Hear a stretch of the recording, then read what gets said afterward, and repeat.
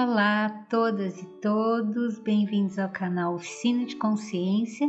Aqui quem está falando é Irene Carmo Pimenta. Nós vamos dar início à terceira aula do curso Cuide da Sua Alma. Eu espero que você goste do conteúdo da aula de hoje e no final não esquece de deixar o seu like e um comentário. Conta para mim o que você achou da aula, tá bom? Então vamos lá, vamos dar início à nossa aula de hoje.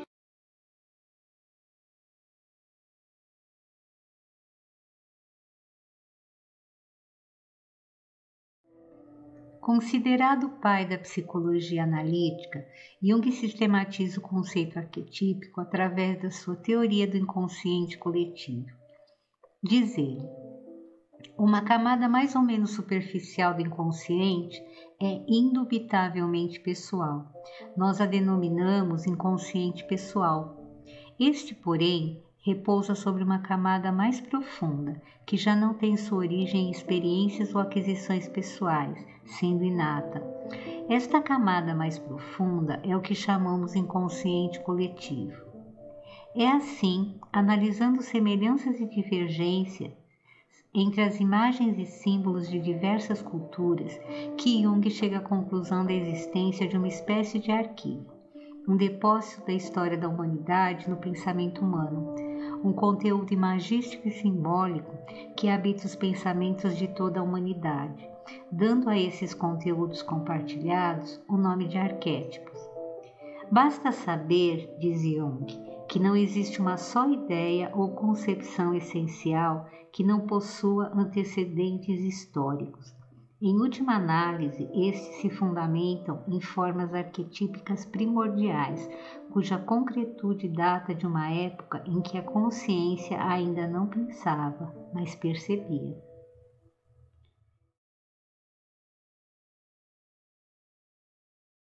É através do mito que as brumas do desconhecimento humano sobre o mundo são dissipadas. Os mitos revelam verdades profundas sobre a natureza humana. Representam o que se esconde nos labirintos da alma. Neles nos reconhecemos. Neles encontramos uma bússola que nos indica para onde seguir. Segundo Jung, mitos são projeções do inconsciente coletivo, o sonho comum de toda a humanidade. Os temas apresentados pelos mitos são chamados arquétipos. Um conceito fundamental na psicologia analítica de Jung é o conceito de símbolo, que já vimos na aula anterior. É através do símbolo que o arquétipo se expressa. Então, quando falamos dos mitos, falamos de um símbolo. Já vimos anteriormente que o símbolo não tem um significado único, por isso atravessa os tempos. A cada vez que abordamos, temos um olhar diferente. Segundo Jung, mitos e contos de fada dão expressão a processos inconscientes e sua narrativa provoca a revitalização desses processos, restabelecendo assim a conexão entre consciente e inconsciente.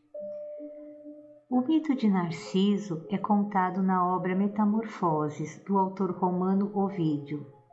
Públio Ovídio Naso foi um poeta romano da antiguidade. Foi considerado um dos maiores poetas do final do século I a.C. O mito de Narciso não é apenas a simples história de um menino que se apaixona por si mesmo. Ela possui muitos detalhes, sutis e reveladores.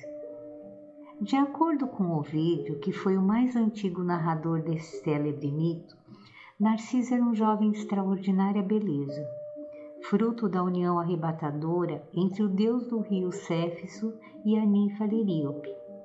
A concepção de Narciso é, na verdade, fruto de uma violência. O deus Céfiso, levado pelo desejo, tomou à força a jovem Liríope e, como fruto desse envolvimento conflituoso, surgiu um ser dotado de expressiva beleza e vitalidade. Esse ser foi chamado pela mãe de Narciso, um belo rapaz que conquistava muitos corações, tamanha era sua beleza e sua formosura, embora não se interessasse por ninguém. Não havia ninguém que despertasse nele sentimentos. Diz Ovídio: com 16 anos de idade, Narciso poderia passar tanto por moça quanto por homem. Homens e mulheres disputavam o seu amor, mas naquele delgado rapazinho, o orgulho era tão forte que nenhuma pessoa conseguia agradá-lo. Segundo a narrativa de Ovídio, quando Narciso nasceu, sua mãe, a ninfa Liríope, foi ao encontro do vidente Tiresias para interrogá-lo acerca do destino do seu filho. A visita de Liríope ao sábio cego não se deu somente por curiosidade. É que a beleza desmedida do recém-nascido perturbou o coração da mãe, pois naquela época a beleza fora do comum e mortais era algo censurável e passível de punição, sendo essa característica permitida somente às divindades. Ao ser questionado se Narciso, por sua tamanha beleza, sobreviveria por longos anos, o sábio Tiresias respondeu: sim, se ele nunca olhar para si mesmo. A resposta que obteve do profeta assombrou ainda mais a mãe. Porém, o tempo passou e Narciso cresceu, sempre formoso, jovem e de extrema beleza. Muitas moças, moços e ninfas queriam seu amor, mas o rapaz desprezava a todos, até que o seu destino se entrelaça com a figura de Eco. Vamos fazer uma pausa na história para falar sobre essa divindade, Eco. Eco era uma linda ninfa que acompanhava a deusa Ártemis em suas caçadas, e seu único defeito era falar demais. Um belo dia, Eco encontra a deusa Juno, que, desconfiada de que seu marido, Júpiter, estivesse a se divertir com as ninfas da floresta, estava procurando. Eco, sabendo do perigo corrido por Júpiter e, acima de tudo, pelas ninfas, tenta distrair a deusa, até que Júpiter possa se livrar do flagrante e as ninfas fujam. Ao perceber a manobra, Juno se enche de ira e repreende a ninfa Eco com um castigo que durará até o fim dos seus dias. Eco perdeu a capacidade de falar, fadada a repetir apenas a última frase que ouvisse. Conta Ovídio. Nessa ocasião, Eco tinha um corpo, não era apenas uma voz. Gostava de conversar, mas não tinha o poder da palavra, exceto o poder de responder às últimas palavras ouvidas. Juno a fez assim. Quando ela fora procurar por Júpiter, que estava com alguma ninfa nas montanhas, Eco fez a deusa parar, falando até que a ninfa fugisse. Juno, para castigá-la, disse: a língua que tentou me enganar encurtará, terá pouco uso. A voz será um resumo, daqui em diante. Não eram palavras vãs. Eco ficou condenada a repetir sempre a última palavra que ouve e nada além.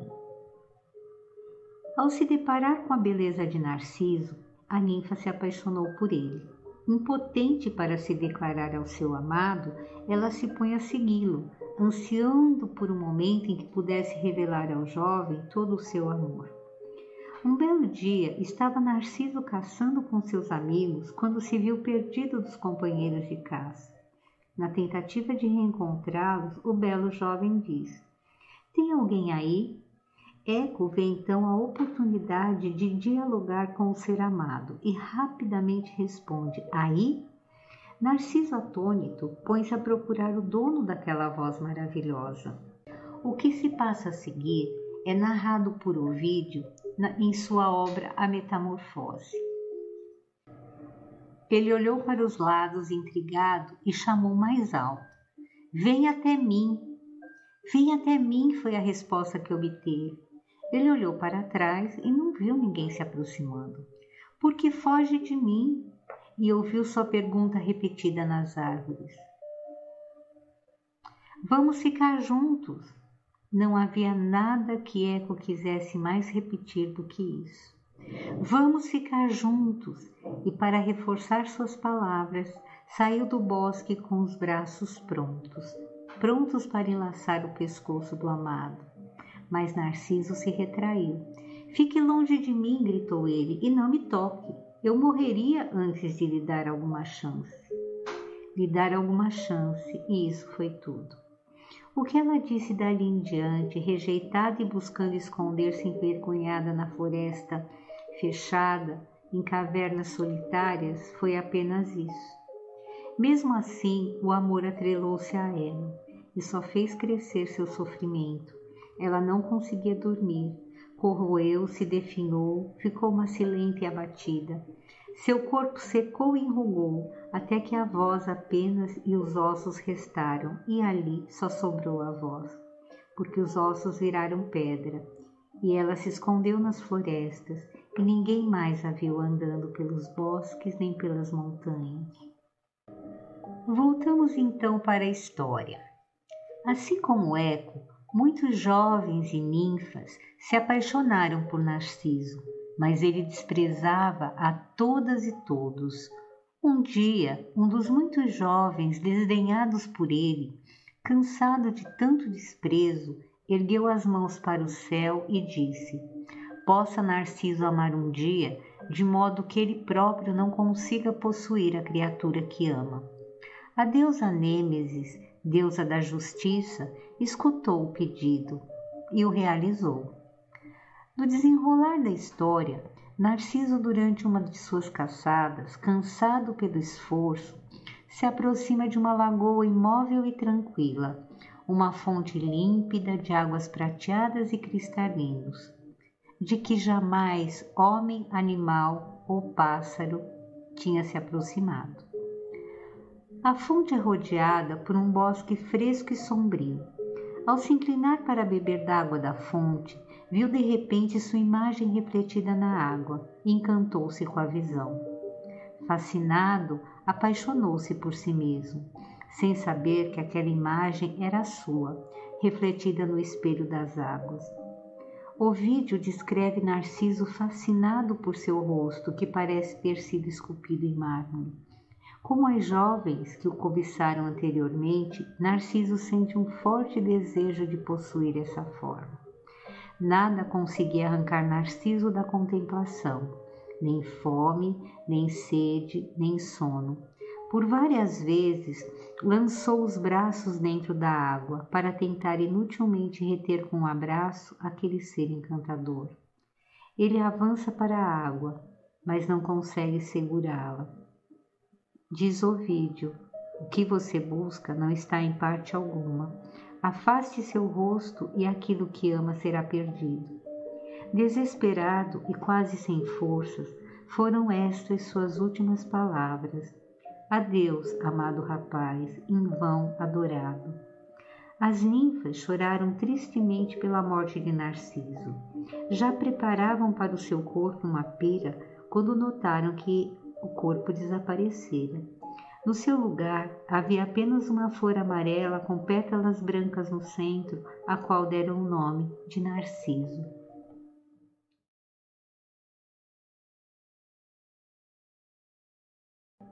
Como já vimos anteriormente, Narciso era filho de Céfisos, um deus do rio na mitologia grega, e Liríope, uma ninfa das flores, um desses espíritos associados à natureza.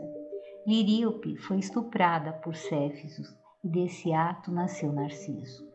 Desde logo, temos aqui uma criança que não nasce de um ato de amor, mas de um ato de violência, em que Liríope não é levada em conta como sujeito nem é respeitada, é vista apenas como um instrumento de prazer e do desejo de dominar de Céfisos. Narciso é fruto de uma violência e já nasce com uma marca, que é a dificuldade de se relacionar. Sua mãe pressente que existe algo errado e, preocupada, procura o vidente Tiresias. Pergunta se ele vai chegar à velhice. Desde que ele não se veja, se não se olhar, vai chegar à velhice. Narciso nasce com a previsão de que não pode se conhecer. Tiresias, com sua previsão, invalida a vida de Narciso, pois aquele que não se enxerga, que não se individua, que não integra a sua totalidade, o si mesmo, é fadado à tragédia. No mito de Narciso, a imagem que ele vê refletida na água é ele mesmo. Ligado a esse encontro interior, a essa metáfora da busca do conhecimento, está, inevitavelmente, a sombra, o aspecto dele mesmo que ele desconhece. Vem então o desolamento de amar aquele ser que nunca toma forma, nunca se materializa, nunca pode ser tocado. Jung já asseverava ser a sombra o arquétipo mais perturbador da consciência humana. Dizia ele: o encontro consigo mesmo significa, antes de mais nada, o encontro com a própria sombra. A sombra é, no entanto, um desfiladeiro, um portal estreito cuja dolorosa exiguidade não poupa quem quer que desça ao poço profundo. Mas para saber quem somos, temos de conhecer-nos a nós mesmos. Sendo um arquétipo, a sombra torna-se universal e imutável, manifestando-se diferentemente na consciência de cada indivíduo. Em Narciso, essas sombras se apresentam através da imagem que ele vê, imagem espelhada nas águas intocáveis da fonte. De forma simbólica, o espelho formado pelas águas representa a tomada da consciência, o conhecimento sem mácula de si mesmo. Mas a leitura que fazemos aqui é a de um Narciso que, ao ver seu próprio reflexo, se apaixona de forma literal pela sua imagem, identificando-se de forma equivocada com sua imagem externa, em vez de buscar sua verdadeira essência, o contato com seu eu profundo, o contato com o self, com si mesmo. Narciso é seduzido pela forma corporal, que é a imagem da sua formosura, desejando a sua própria beleza. E como não se dá conta disso, não pôde jamais realizar seu desejo. É daí que surge a resposta de Tiresias, quando lhe perguntam se Narciso viverá muito. Se non si noverit, se não se olhar. Plotino, um dos principais filósofos da língua grega do mundo antigo, diz: estamos assim, na situação daquele que vê seu próprio reflexo e, ao não saber de onde vem, corre em sua direção. Porque se alguém correr na direção delas, querendo tomá-las como coisa real, sucederá com ele o que aconteceu com aquele que quis agarrar uma imagem bela que flutuava sobre a água, tal como, com misterioso sentido a meu ver, relata certo mito, que mergulhou na profundeza da corrente e desapareceu. Narciso, ao ver sua imagem, passa a desejar a si mesmo, mas quando tenta tocar a figura refletida na água, a visão desaparece. As águas dizem a Narciso que a visão não é concreta, é simbólica e transcende o seu significado. Narciso precisaria encontrar a própria alma. Narciso é castigado por Nêmesis, a deusa da justiça, que também personifica o destino, o equilíbrio e a vingança divina. Foi castigado por desprezar com crueldade aqueles que se apaixonavam por ele. Eco também foi castigada por Juno, esposa de Júpiter, por distraí-la, enquanto ele fazia amor com as ninfas suas irmãs. Quando aprende pelo menos como observadora o prazer do amor, Eco perde o dom da fala autônoma e é condenada a repetir, a ecoar apenas o que ouve. Perde o seu direito de expressão. Mais tarde perderá também o próprio corpo, tornando-se pura réplica de vozes que não são a sua. Juno condena-a a se comportar como um ser ainda mais passivo e mais dependente do que já era, e isso a petrifica. O que leva Narciso à morte é a desilusão de buscar o inatingível, uma vez que escolhe permanecer imóvel ali, a contemplar sua própria beleza. Na história, assim como Eco, Narciso define desespero. Fala com a floresta e no final da fala entende o que aconteceu. Isti ego sum, esse sou eu. Chega então a superar momentaneamente a inconsistência do chamado círculo narcísico, mas é tarde demais. E é tanto o sofrimento que é imposto a Narciso pelo seu próprio destino, que até a morte se compadece dele, mas já era tarde. Após tanta estagnação é chegada a hora de partir. Diz Ovídio em sua obra: a morte veio enfim buscar-te consternada. Desolada, a morte vem em busca de um jovem apaixonado e encontra um Narciso inerte, vazio, sem força e sem vida, um estranho amante que já está morrendo aos poucos. Incontestável, o destino de Narciso é cumprido. Não se pode conhecer a si mesmo sem se deixar tocar pela própria sombra. Além de fascinar os olhos, a sombra capturou o entendimento de Narciso.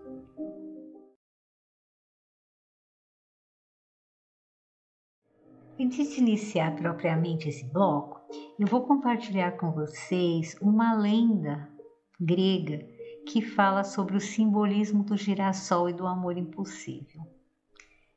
Ela fala sobre as antusas, ou uma antusa. O que é uma antusa ou antosá em grego? Antusas eram as ninfas das flores e dos lugares floridos. A mais importante delas era Clóris, a Verde, identificada pelos romanos como a deusa das flores e da vegetação. Ela é conhecida pelos romanos como a deusa Flora, que era esposa de Zéfiro, que é o vento oeste, e mãe de Carpo, o fruto.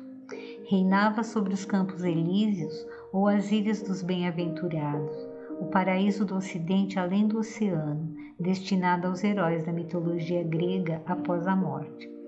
As outras ninfas das flores eram Iante, a ninfa das violetas, Rodeia, ninfa das rosas, e Liríope, a ninfa dos lírios, que era a mãe de Narciso. Clítia, ou Clitie, era a ninfa do girassol e amava Hélios, o deus Sol.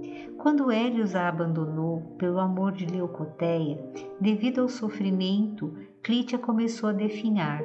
Ficava durante todo o dia sentada no chão frio com suas tranças desatadas sobre os ombros. Passavam-se os dias sem que ela comesse ou bebesse, alimentando-se apenas das próprias lágrimas.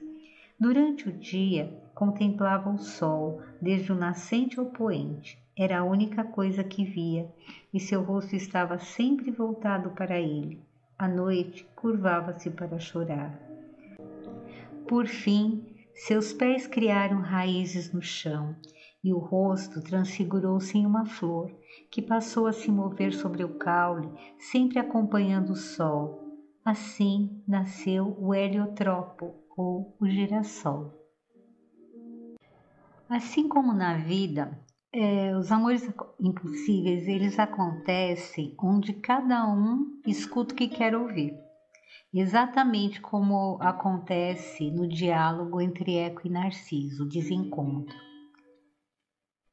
Como Narciso tinha a característica de rejeitar todos aqueles que se apaixonavam por ele, ele é amaldiçoado por Nêmesis, com o amor impossível. Bom, a vivência do amor impossível é tão importante na busca da alma quanto a vivência e a busca do amor, que é um tema recorrente na história da humanidade. Se a gente for observar, o narcisismo está enraizado nas limitações humanas, na dificuldade de autorrealização. É aqui que paira sobre o narcisista a profecia de Tiresias, a incapacidade do autoconhecimento. No mito, a gente percebe Narciso que, incapacitado de amar, traz na personalidade uma enorme dificuldade de entrega. Ele não tem condições de viver a sua totalidade. Os narcisistas são assim também. São pessoas que têm no seu inconsciente núcleos traumáticos mesmo, que impedem a abertura completa. O narcisista não consegue se entregar. No mito, surge ao mesmo tempo em Narciso o impedimento de amar, mas também a necessidade de amar, o que mostra que ele tem capacidade de amar, só não consegue realizar essa capacidade através de outra pessoa. O drama da falta, da frustração do ser humano, ele pode permitir de forma simbólica o desenvolvimento espiritual das pessoas. Uma das pessoas desprezadas por Narciso roga-lhe uma praga, que ele se apaixone e não tenha o que ama. Bom, essa é uma praga que a gente pode muito bem rogar em voz baixa, não é? Quando a gente também se sente perturbado pela frieza de um narcisista, né, que está em volta da gente. É bem provável que qualquer amante frustrado murmure internamente a praga. Espero que um dia você sinta o que é amar alguém sem ser correspondido. Sentimos o arrepio causado pela ausência da alma e murmuramos a praga, que, como a profecia de Tiresias, é na verdade uma bênção disfarçada. Se a praga funcionar, pode ser que a pessoa se modifique. Vamos voltar aqui ao mito. Duas coisas, elas marcam o primeiro encontro desses dois seres tão diferentes. De um lado, temos Eco, apaixonado pela bela imagem de Narciso. E do outro lado, temos um Narciso que é seduzido pela voz do Eco, que é o reflexo da sua própria voz. Narciso vive a primeira fase da adolescência, aquela fase em que meninos e meninas vivem em polos diferentes, em mundos diferentes. Narciso, separado dos amigos, é visto por Eco, apaixonada, mas que não consegue se expressar. Existe uma grande diferença em seus mundos internos. Eco quer declarar seu amor a Narciso. Eco quer viver esse amor. Narciso, no entanto, quer estar com seus amigos. Então eles iniciam um diálogo que não é um diálogo, não é uma busca de um encontro, é a tragédia de um desencontro, porque paira a dificuldade do entendimento e da comunicação. Aqui nesse diálogo a gente percebe que o mal-entendido é total. Mal sabe Eco que Narciso não quer ficar com ela, e mal sabe Narciso que Eco quer ficar com ele, porque pensa que ele a deseja tanto quanto ela o deseja. O que reina aqui é um desentendimento absoluto. Eco se dá inteira, enquanto Narciso manifesta uma absoluta recusa. No mesmo instante em que esse amor se instala, ele rui aos pedaços. É um amor que só existe para ser negado. O susto de Narciso é enorme ao ver Eco aproximar-se, porque ela é tudo o que ele não deseja, e ele a rejeita com veemência, como a gente vê no diálogo aqui, em que ele diz: retira tuas mãos que me abraçam, antes morrer que entregar-me inteiro a ti. Eco, repetindo a última frase dele e ansiosa por esse amor, repete: entrego-me inteiro a ti. Aqui realiza-se o ciclo completo de um amor entre dois desconhecidos. Nasce, cresce, manifesta-se e fracassa. Porque ilusório, equivocado. Deixa ambos os amantes de coração despedaçado. Um morre por entregar-se, outro morre por não se entregar. Fracassa o amor, mas há de se cumprir o destino de cada um. Para que Narciso tivesse tido a oportunidade no processo dele de elaborar a sua transcendência, de abrir sua consciência em direção à sua alma, para que isso fosse possível, ele teria que incluir uma outra pessoa no processo. Ele teria que aprender a incluir outro na relação com ele mesmo. Eco, no entanto, tinha na essência algo muito importante. Ela tinha a empatia, ela tinha a possibilidade de olhar para o outro. Haja visto que ela recebeu a praga de Juno porque ela tentou defender e cuidar das irmãs, proteger Júpiter, enfim. Ela tinha esse olhar em relação ao outro. Mas ela não tinha condições de lidar com a ausência do outro. Ela não tinha condição de lidar com a negação do outro, com a rejeição. Então, quando ela faz isso, ela também se petrifica. Ela fica paralisada, ecoando, repetindo, sem realizar também a transcendência que Narciso foi incapaz de realizar.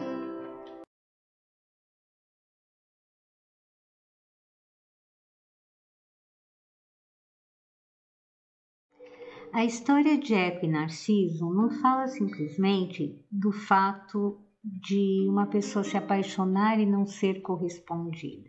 Não é só a história de um narciso que se apaixona por si mesmo e não consegue realizar essa paixão. Não é só sobre Eco, que se apaixona por Narciso e não consegue realizar essa paixão.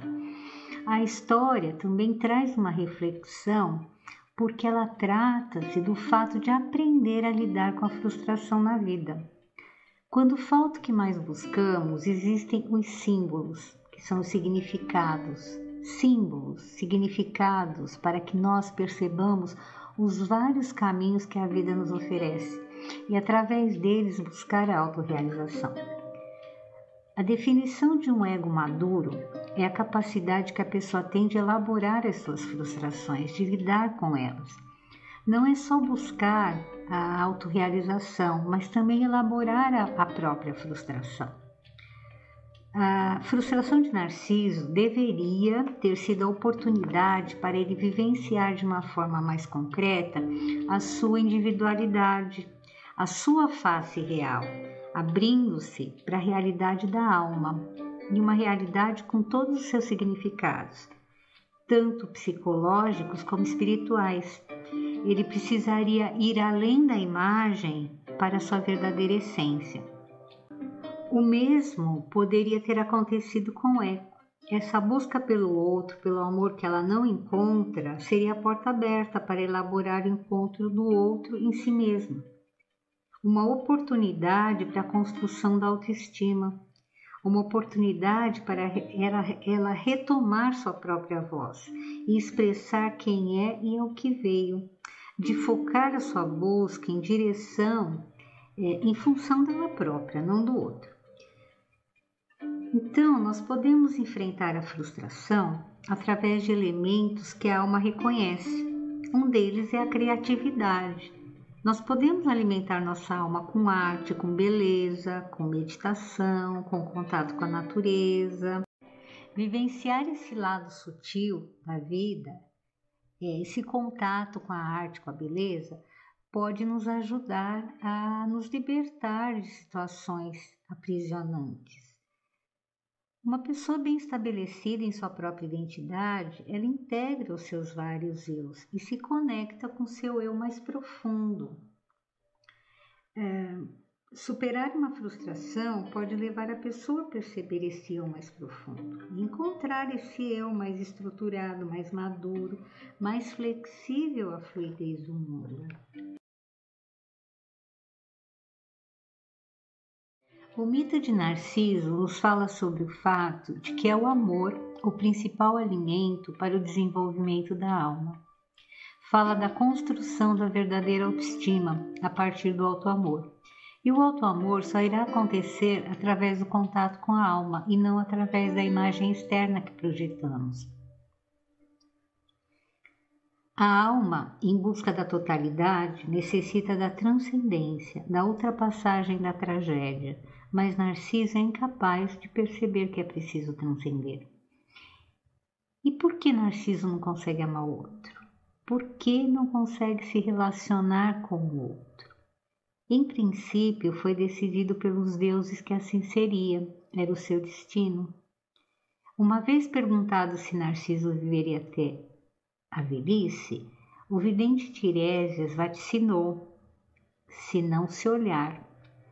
Narciso apaixona-se por si mesmo e quer viver isso de forma literal. Mas isso só é possível, só seria possível de uma forma simbólica.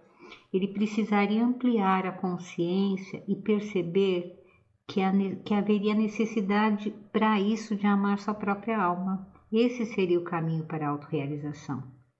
Mas, para viver a plenitude da personalidade, ele teria que elaborar a sua infância, seu vínculo com seus pais, ele teria que se defrontar com a violência da sua concepção, esse trauma, ele permeou todo o seu caminho. O caminho de Narciso rumo à totalidade teria que passar por isso, teria que passar pelos conteúdos da sombra, que na verdade atravessar a sombra é o grande problema no processo de autoconhecimento. Narciso precisaria adquirir consciência. Aquele que em seu caminho vê a sua luz, também vê a sua sombra, e consequentemente o mal que ele semeia ao caminhar, mesmo com as melhores das intenções, que a gente lembra aqui do velho ditado de que de boas intenções o inferno está cheio. Então, vivenciar o mal não fora, mas dentro, é parte da jornada humana, uma individuação que é tornar-se o si mesmo. A gente viu na segunda aula, na aula anterior, o bloco onde abordamos a sombra, a parte do caminho humano. Já falamos sobre esse tema. Então, a vivência do mito de Narciso leva o ser humano à frustração da concretização da sua autoestima, quando dentro da nossa vida se constela esse mito. Então, a pessoa, pensando que tem uma autoestima forte, na verdade está envolto em ambição, riqueza, poder, vaidade, que, embora inerentes à condição humana, acabam se perdendo na paixão por essa imagem que refletem no espelho social e deixam de exercer o equilíbrio. O equilíbrio é a justa medida, aquilo que os gregos mais prezavam. Em contrapartida, eles vivem o que os gregos chamavam de híbris, né? O caminho da híbris. E o que seria essa híbris? A perda, o desequilíbrio, a unilateralidade, tudo que passa da medida, tudo o descomedimento, e que na vida atual alude às vezes a uma confiança excessiva, a um orgulho exagerado, e que com frequência acaba terminando em tragédia. E uma das grandes tragédias é o ser humano encontrar-se como Narciso, impossibilitado de amar.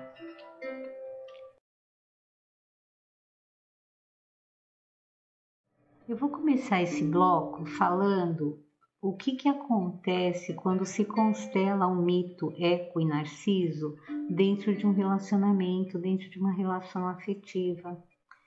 E essa frustração na vida afetiva pode ser um dos maiores impedimentos para a construção de uma autoestima saudável nos indivíduos. Por isso eu resolvi abordar esse tema aqui. Como eu já disse anteriormente, a busca pelo amor é uma pulsão da alma. Só que, se esse desejo intenso, essa busca pelo amor, for vivida de forma imatura, inconsciente, pode levar as pessoas a relacionamentos doentios e bem egoístas. Certamente, na jornada em busca do amor, já nos deparamos com um Narciso bem-sucedido. Aquela pessoa bela, altiva, aquela pessoa que seduz, que dispõe dos outros e que segue seu próprio caminho, que caminha, engana, aproveita das qualidades dos outros sem reconhecer o que recebe, sem dar nada em troca. No entanto, é mais difícil ver um outro tipo de Narciso nas relações. Aquele que não ama, aquele que não dá nada, mas que tira vantagem do outro através da tristeza, da reclamação, da queixa, das chantagens emocionais. É uma outra forma de narcisismo. Mais difícil de reconhecer, nada sedutora, mas igualmente egoísta e mortal. Também temos que vigiar esse aspecto em nós mesmos. Precisamos olhar para o nosso próprio narcisismo. Será que eu estou sendo narcisista nessa relação? Será que eu estou trazendo aspectos egoístas nessa relação que eu estou vivendo? Narciso é um ser claramente incapaz de estabelecer contato afetivo com os outros.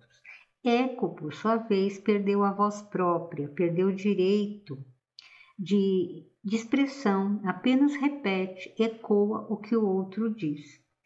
E assim como Eco, quando a gente não elabora uma situação, ficamos presos nela, repetindo.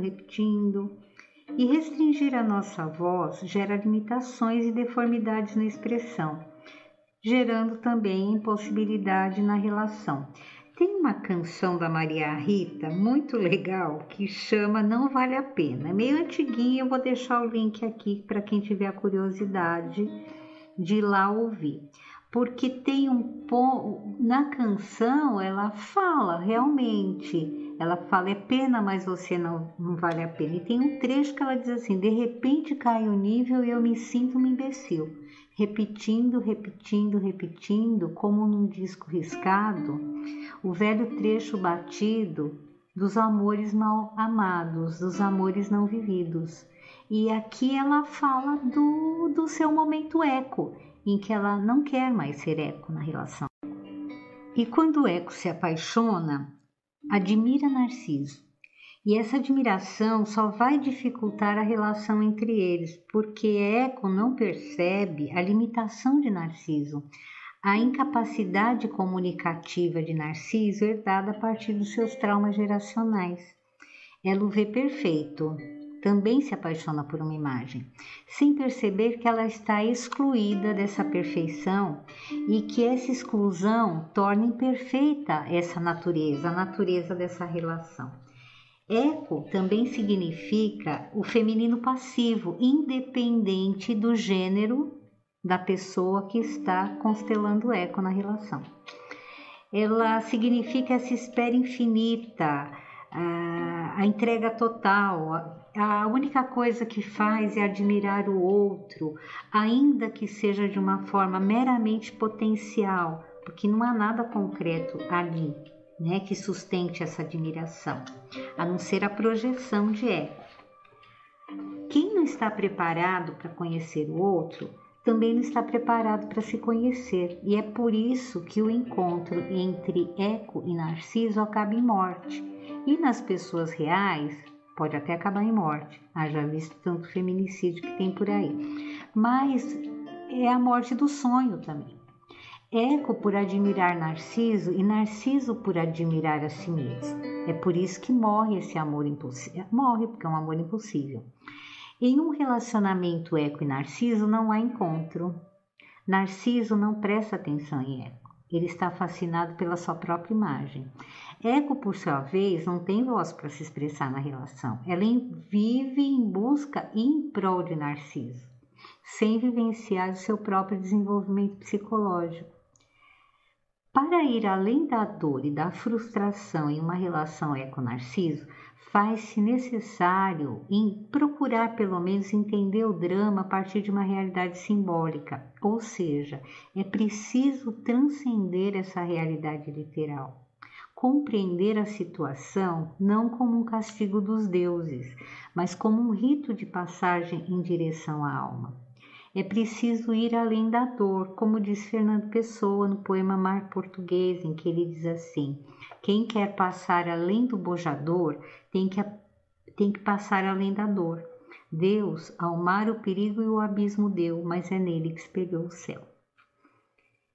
Só assim poderemos nos libertar de uma relação tão tóxica. E a dor intensa, inerente à percepção dessa realidade na qual estamos imersos, ela pode às vezes também trazer um sentimento de urgência. Eu quero me livrar dessa dor, eu quero... E não dá o tempo que a alma precisa para sentar e elaborar esse processo, né? A gente está em tempos líquidos, em que tudo acontece rápido, muito rápido. Então, a gente precisa trabalhar a paciência. Se você estiver num processo de rompimento de uma relação eco-narciso, trabalhe a sua paciência, para que você não se perca no processo. Que a impaciência é a ciência da paz, a paciência é a ciência da paz, né? Então é importante a gente exercer essa paciência dentro do nosso coraçãozinho angustiado e dar-se esse tempo para processar esse rompimento. E superar a dor desse rompimento tão necessária, ela vai pedir que a gente atravesse o mar conflituoso das nossas emoções, enfrentando esse abismo, o abismo das nossas frustrações, para então, e só então, mergulharmos no mar da nossa totalidade. Existe um antigo provérbio tibetano que diz assim: a única maneira de uma gota d'água não secar é ela encontrar o mar.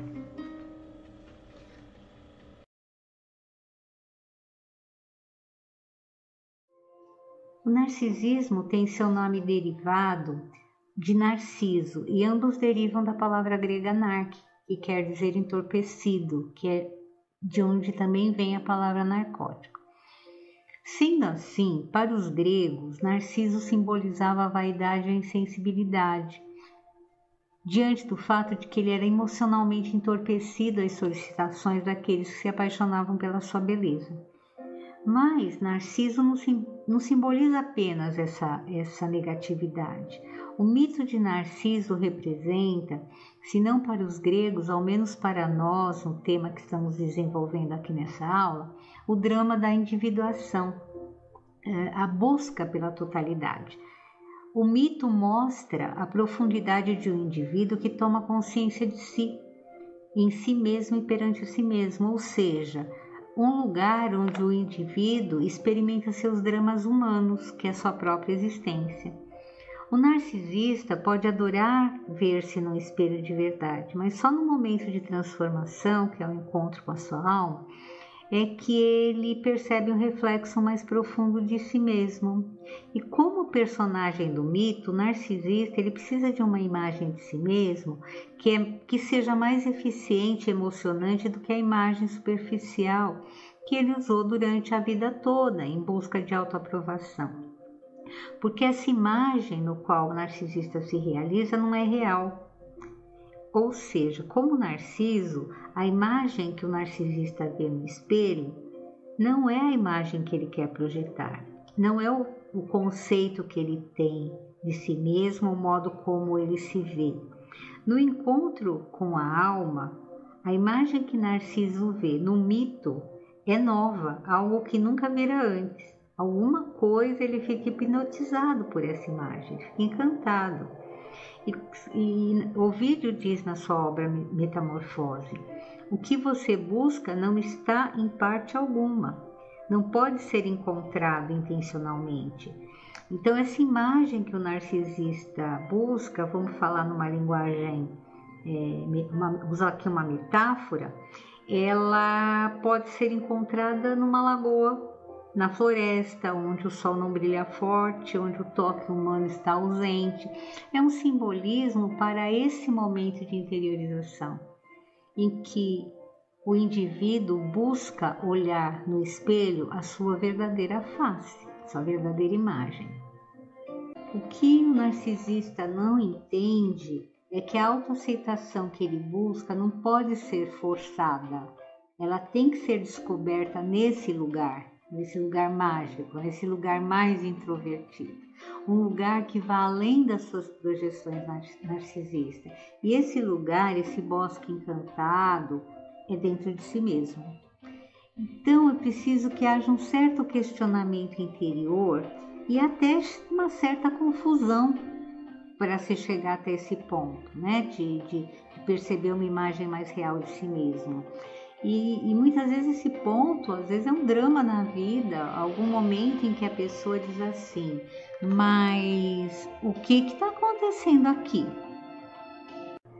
No momento que acontece esse questionamento, o que está acontecendo aqui, é um sinal que a cura do narcisismo pode estar se agitando dentro do indivíduo. E o caminho que nos leva através de um sintoma nunca é fácil. Na história de Narciso, ele está à beira da lagoa, atormentado por saber que esse menino na água está separado dele pela mais fina membrana. O rosto está tão próximo, mas é impossível de tocá-lo. E ele, ocupado com esse pensamento, de repente percebe algo. Sou eu. Até esse instante ele não sabia que a face que amava tanto era a sua. Este é um ponto básico da história. Narciso se apaixona por uma pessoa no espelho d'água, imaginando se tratar de outro, apesar de ser ele mesmo. E o narcisismo se apega a certas imagens familiares do eu. O narcisista ama a imagem superficial que ele identifica como sendo ele mesmo. Mas, assim como Narciso, descobre acidentalmente que há outras imagens igualmente amáveis, igualmente adoráveis. Elas estão na lagoa, na própria fonte da identidade. A cura para o narcisismo, certamente, um modo de cuidar da alma, consiste em sermos bastante abertos a essas outras imagens. O narcisismo é duro e impenetrável. À beira da lagoa, Porém, simbolicamente, Narciso recupera sua unidade natural. Ele morre para renascer como uma flor, ou seja, ele morre por um aspecto de si mesmo para se transformar numa flor que simboliza o quanto ele se torna flexível, belo, enraizado. Um ponto sutil aqui, que o Narciso só está pronto para se amar quando aprende a amar aquele eu como um objeto. Então, ele tem uma visão de si mesmo como alguém mais. Não se trata aqui do ego amando o ego, trata-se do ego amando a alma, amando o rosto que ali a alma representa, aquela face real que ele vê de si mesmo no espelho da lagoa.